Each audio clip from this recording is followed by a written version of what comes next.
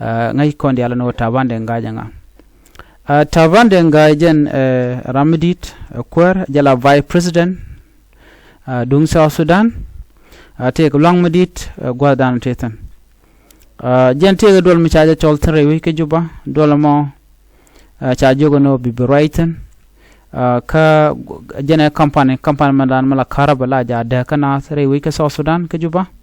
an karabana mo mishiran mishagon la yola ka european so jen do dan kwa yo kwa le jega ja she jega no she yori shop ke million dang badak dollar $8 million ti chiriar kanitin content la latke tin la karabe ki te karabe tet ke di mala karab kula gona kaka shelar no kanide to wa ken chika corruption di tikana lat and corruption mo che yutu wan che ga jako big bat ki big loss so she recommendation che kula lat che wen corruption re do aran che dit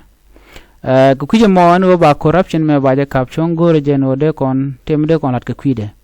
amende na lat dena nei tila dini tila nada na ka de ga alaka so mishi corrupt ke shi mi jek lat de yu anaka nin gwatamo ala te mishi ala fire squad kane ke de ni ari ala ya kwan la wenke la moy bien ti char ba wengen kum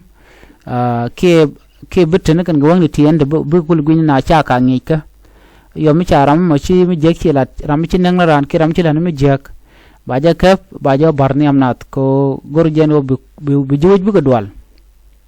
dan bu dwal ka bikan ngaje no moran wo mi jek sha baja naga mone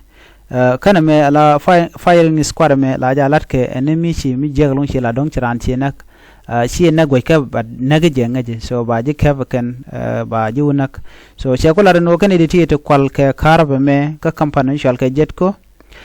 de firing squad de jeri alaka mede na de kanaka jen bu kon kula longa ko michran te corrupt de je chwa kap ke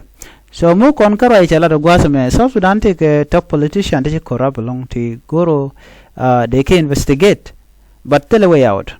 ne de kon la we kap ko don ramatot no ramatot mo yo don ya tir je do or bayu kap ke bayen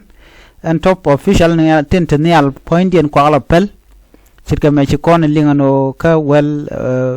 banki ka ne content ten te corruption de la corruption la ne kon corrupt la ken gangai shabul mel cha churi cha la rejo ram kel mi ci corrupt ne 2017 even now ci chure nyok mi jojo nyok ratio ne nen kon ibrar nyok en woje ne ci corrupt so tel mala lat ke nyok wa mo ko ngene ka ba la kwar so mu goro je no ba corruption ba je wojre wi ke South Sudan ba je kan ka top